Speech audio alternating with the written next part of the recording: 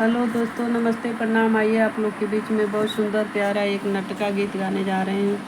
सीता जी मांगे वरदानवा, खड़ी गिरिजा के भावनवा।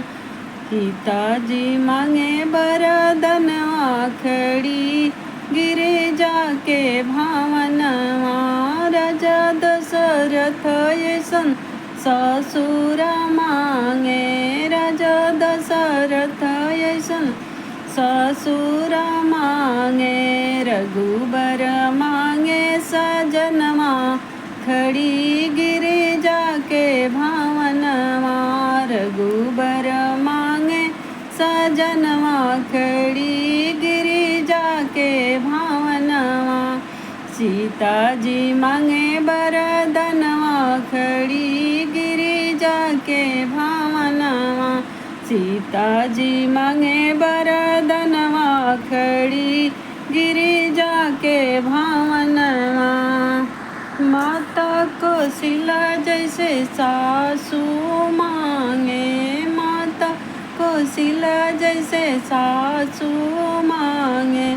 लव कुश मांगे ललनवा, खड़ी गिरिजा के भावनवा। लव कुश मांगे ललनवा, खड़ी गिरिजा के भावनवा। सीता जी मांगे वरदानवा, खड़ी गिरिजा के भावनवा। सीता जी मांगे वरदानवा, खड़ी गिरिजा के भावनवा।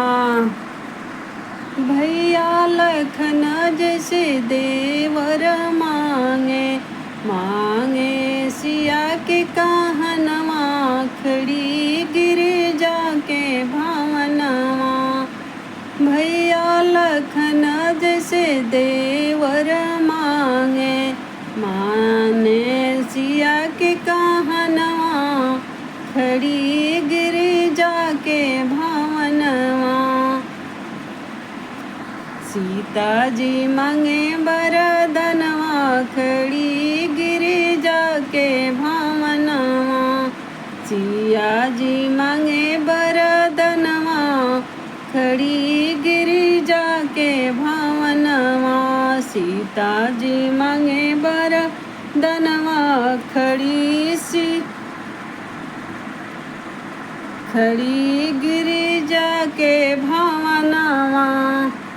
जब सिया निकली गिरजा के भवन से, मांगे ली अवध के रहनवा, खड़ी गिरिजा के भावनवा। जब सीता निकली गिरजा के भवनवा, मांगे ली अवध के रहनवा, खड़ी सीता गिरजा के भवनवा। मांगे ली अवध के रहनवा, खड़ी सीता गिरजा के भवनवा। सीता जी मांगे वरदानवा, खड़ी गिरिजा के भावनवा। सीता जी मांगे वरदानवा, खड़ी